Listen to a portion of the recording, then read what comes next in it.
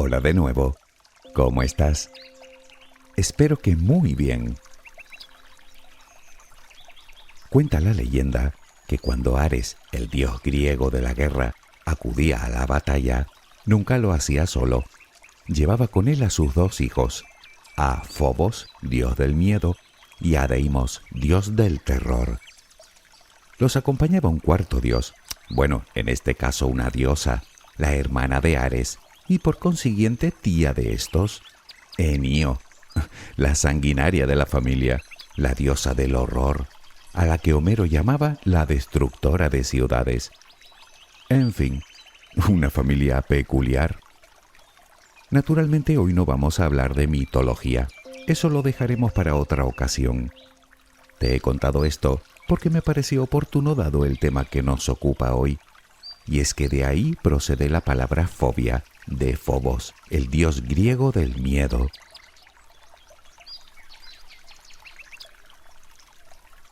Dicho esto, te confieso que llevaba bastante tiempo queriendo abordar esta cuestión. Si no lo he hecho hasta ahora, ha sido porque no he encontrado la manera de abordarlo de forma útil. Me explico. Si realmente tienes una fobia, me temo que yo no puedo ayudarte. Necesitas a una persona competente en la materia si quieres superarla. Esa es la única sugerencia sensata que puedo darte. Pero entonces pensé en mí y en mi miedo a las alturas, y me pregunté, ¿es un miedo natural o es una fobia? Pero es que no son lo mismo.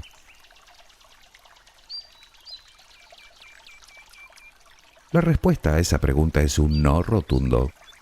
De lejos tal vez parezcan sinónimos, pero te aseguro que no es así.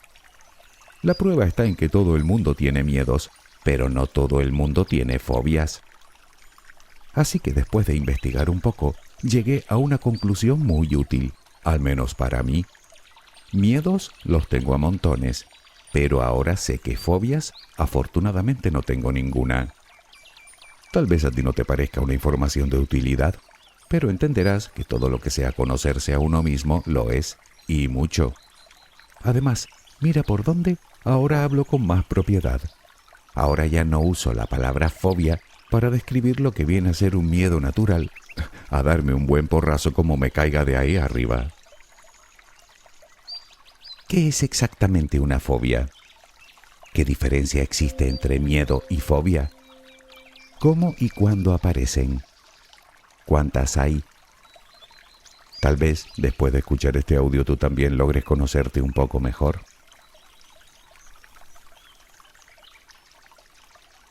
Según los expertos, el 9% de la población mundial padece o padecerá alguna fobia a lo largo de su vida, lo cual no es poca cosa.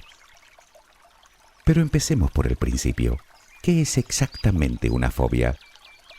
Para contestar a esta pregunta debemos dar un paso atrás y hablar antes del miedo. Una vez dedicamos todo un audio a hablar de él.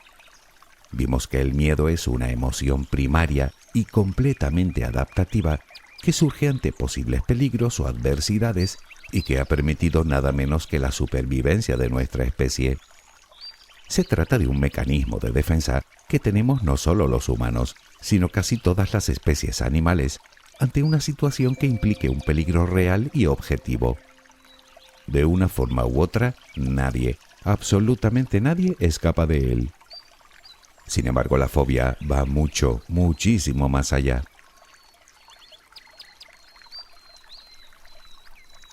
Una fobia es exactamente eso, miedo, pero un miedo irracional y desproporcionado ante determinados estímulos a los que llaman estímulos fóbicos, que en principio pueden ser cualquier cosa, aunque no impliquen peligro. Se trata de un miedo intenso e incontrolable en la mayoría de los casos. Digamos que es un miedo desadaptativo. Si el miedo se considera algo absolutamente natural, una fobia es un verdadero trastorno. Un trastorno que se enmarca, por cierto, dentro de los llamados trastornos de la ansiedad. En él se dan tres componentes fundamentales. Por un lado tenemos la llamada ansiedad anticipatoria, es decir, el sujeto siente mucha ansiedad con solo imaginar el estímulo fóbico. Por otro lado, tenemos el pánico desproporcionado en el momento de la exposición a dicho estímulo. Y por último están las conductas de evitación a ese estímulo, lo que lo convierte en algo limitante o incapacitante para la persona que lo sufre.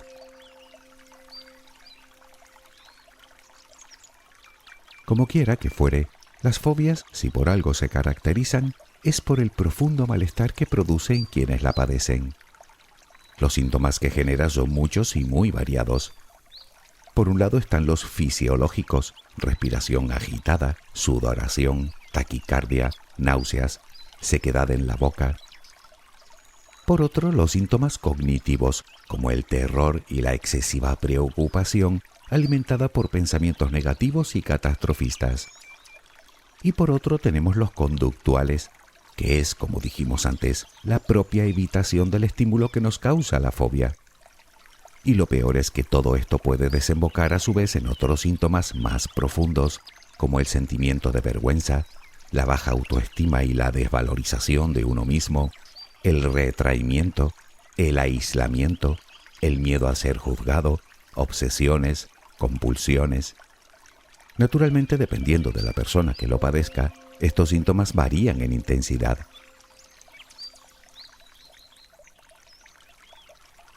Si aún te queda alguna duda, creo que esta desaparecerá cuando enumeremos las diferencias que existen entre el miedo y la fobia.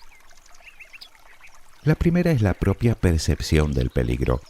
El miedo, como decíamos, es una respuesta natural que se da ante situaciones reales que pueden conllevar cierto grado de peligro.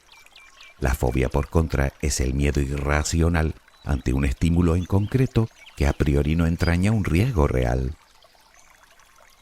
La segunda diferencia también la hemos comentado, y no es otra que la desproporcionada respuesta psíquica y fisiológica ante el estímulo que causa el miedo.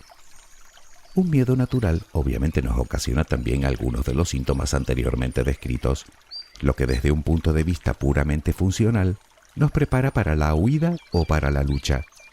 Sin embargo, dichos síntomas se disipan por completo cuando el peligro desaparece, algo que no ocurre con las fobias, que se perpetúan en el tiempo.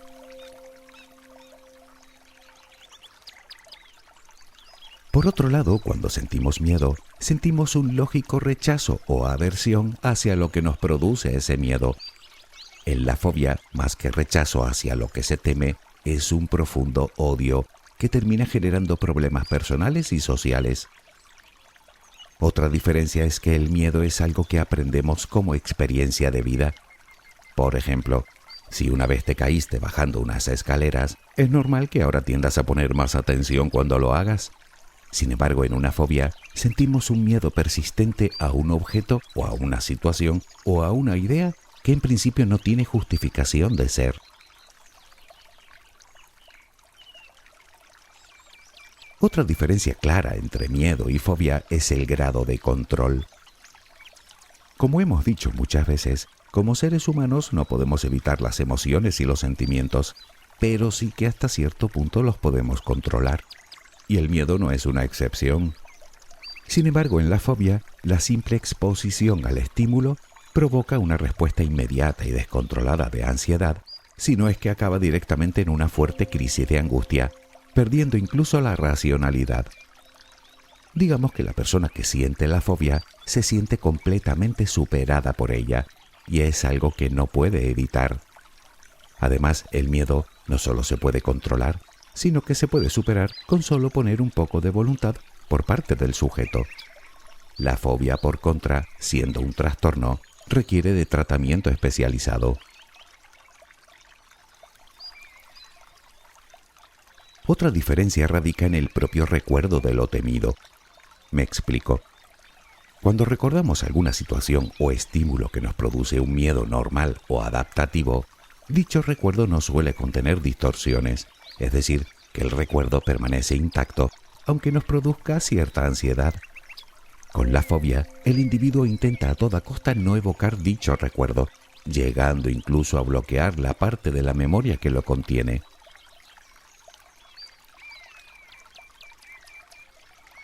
Existe otra diferencia bastante curiosa entre el miedo y la fobia. Pongamos como ejemplo el miedo a las alturas. ¿Se puede decir que es un miedo natural? Si tú también tienes miedo a las alturas, lo más probable es que actúes más o menos como yo, con extrema precaución, pero ya está. Resulta que al estar basado en una amenaza pura de supervivencia, las respuestas tuyas y mías son similares. Pero si ese miedo va más allá y se convierte en fobia, es decir, que padecemos acrofobia, cada uno de nosotros desarrollará una serie de respuestas diferentes ante ese mismo miedo. Es más, dichas reacciones ni siquiera tienen similitud con las reacciones que nos puedan surgir de otros miedos. Por último, aunque no menos importante, nos queda el grado de intromisión en nuestra vida diaria. Siguiendo con el miedo a las alturas, yo lo tengo, pero eso no me impide subir a un edificio alto, por ejemplo, o viajar en un avión. Es decir, no provoca cambios en mi conducta. No es que deje de darme miedo, es que utilizo el pensamiento racional que me ayuda a controlarlo de una forma eficiente. Nunca voy a hacer funambulismo entre dos edificios de 50 plantas, eso te lo aseguro. Pero por lo demás no me condiciona en absoluto para hacer una vida normal. Si fuese fobia, ya te digo yo que no querría ni imaginar una situación que implicara una altura mayor a 1,5 metros. A propósito, resulta que según algunas encuestas, el 90% de las personas que subimos a un avión no sentimos precisamente un especial placer en ello. Sin embargo, solo el 3% siente verdadera aerofobia o miedo a volar, lo que directamente les impide subirse a un avión. Si analizas todas estas diferencias podrás discernir si eso que sientes es un miedo natural o es una fobia. Así llegué yo a la conclusión de que tengo miedo a las alturas, pero no acrofobia. Y como te dije, creo no tener ninguna, y eso que hay un buen montón de ellas. No sé si te haces una idea de la cantidad de fobias que existen. Por si te lo estás preguntando, se catalogan más de 400 fobias, cerca de 500 de hecho. Las hay de varios tipos y para todos los gustos. Algunas de ellas son muy comunes, mientras que otras son verdaderamente raras y muy poco habituales.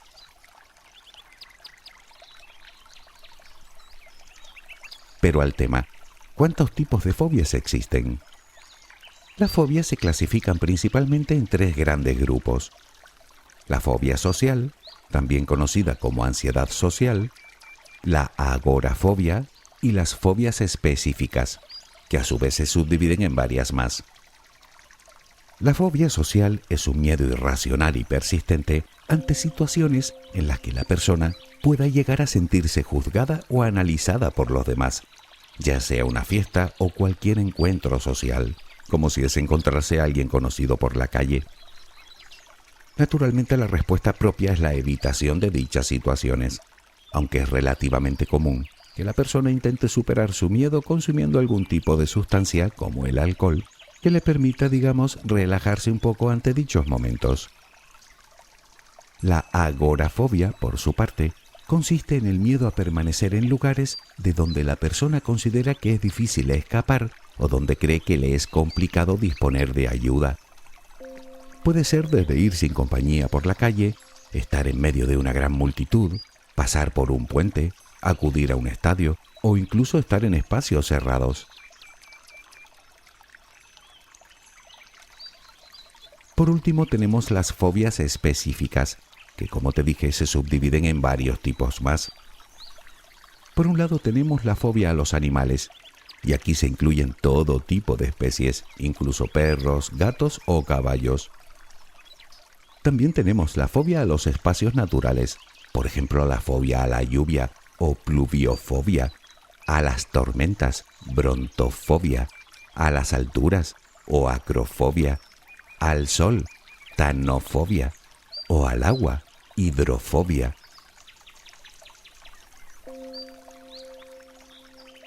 Dentro de las fobias específicas nos encontramos también con las fobias situacionales, es decir, a determinadas situaciones.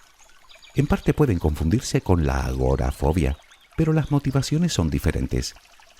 Aquí encontramos la fobia a los ascensores, o a volar, o a pasar por un túnel, o a permanecer en lugares cerrados, lo que llaman claustrofobia. Otro grupo dentro de las fobias específicas es la fobia a la sangre, la llamada hematofobia, como también a las inyecciones o tripanofobia y a las heridas o lesiones o traumatofobia. En este caso hablamos de algunas de las fobias más comunes.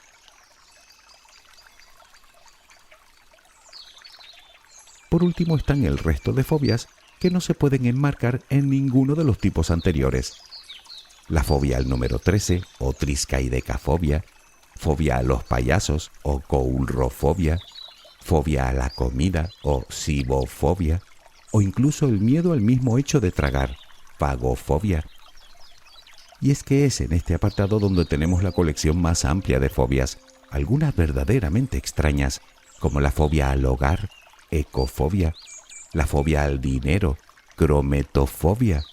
También está la fobia a dormir o somnifobia, el miedo a las mujeres, venustrafobia, y hasta la fobia a los adolescentes, también llamada efebifobia. Pero hay muchas más. La turofobia es la fobia al queso, la xantofobia al color amarillo. Existe incluso la fobia al número 666, solo que no te digo su nombre porque sinceramente la palabra es, nunca mejor dicho, endemoniadamente complicada de leer. Por cierto, sí, existe la fobia a las escaleras, se llama batmofobia.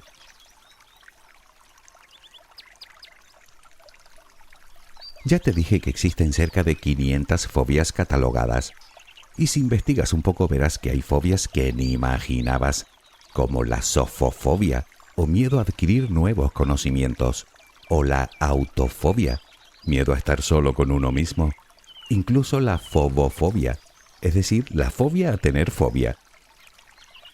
Desde luego muchas de ellas pueden parecer bastante extrañas y hasta curiosas, y si me apuras hasta simpáticas.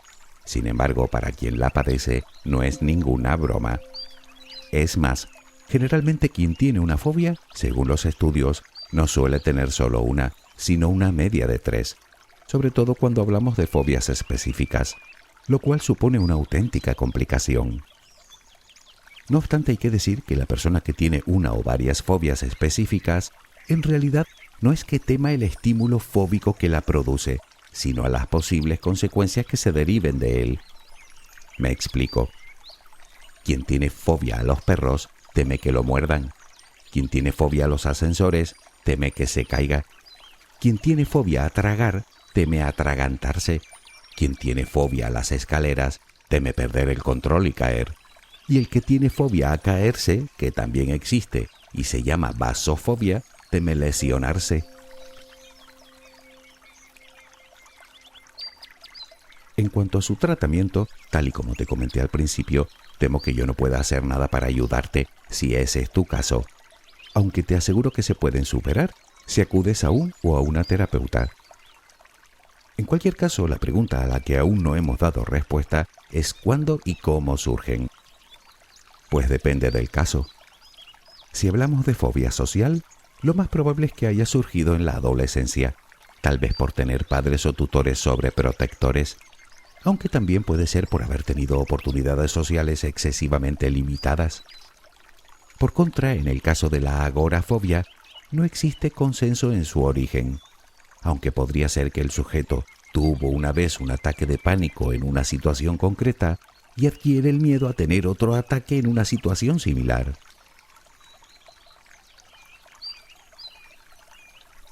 En cuanto a las fobias específicas, parece ser que lo más habitual es la transmisión de padres a hijos. De hecho, en torno al 75% de las personas que sufren fobias específicas tienen padres que también las tienen, esas u otras. En cualquier caso, cabe destacar que existen factores de riesgo que favorecen la aparición de fobias, como la pérdida de padres a edad temprana, o padres sobreprotectores, o maltrato físico durante la niñez. Sin embargo, es obvio que también puede aparecer por situaciones traumáticas pasadas en las que las defensas del individuo se vieron superadas de tal manera que desarrolló un miedo irracional como mecanismo de defensa. Te puedo poner un ejemplo con algo que me sucedió a mí. ¿Recuerdas la legendaria película dirigida por Steven Spielberg, Tiburón? Vale, pues a mí me llevaron a verla al cine con solo 9 años. Aquella noche tuve, creo que las peores pesadillas de mi vida. A punto estuve de desarrollar fobia a bañarme en el mar y a los tiburones. Al principio era auténtico pánico lo que sentía cuando iba a la playa. Luego se me fue pasando y ahora sé que fue a base de bañarme una y otra vez y naturalmente racionalizando el peligro real que existe de que me ocurra lo mismo que a los personajes de la película, que si lo pienso las probabilidades son nulas. Sin embargo, te confieso que es hoy y aún me da pelusilla bañarme de noche. No es fobia, lo he hecho, pero te aseguro que tranquilo, lo que se dice relajado, no lo estoy. No hay vuelta de hoja. Si algo te da miedo, más vale que lo superes cuanto antes, enfrentándote o exponiéndote a él. De lo contrario, evitándolo constantemente, solo conseguirás que ese miedo aumente paulatinamente hasta llegar a límites irracionales, es decir, hasta que se convierta en una fobia, o lo que es lo mismo, en un trastorno, algo que no le conviene a nadie. Si tienes una fobia, no hace falta que yo te diga que la tienes, lo sabes de sobra. Y te pido perdón si en algún momento he llevado a tu mente cosas en las que no quieres ni pensar. Precisamente ese era mi miedo, que no fobia, a la hora de hablar de este tema.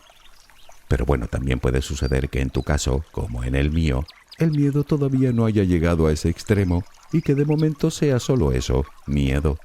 Pues ya sabes, toca ser valiente. Depende de cuál sea, claro.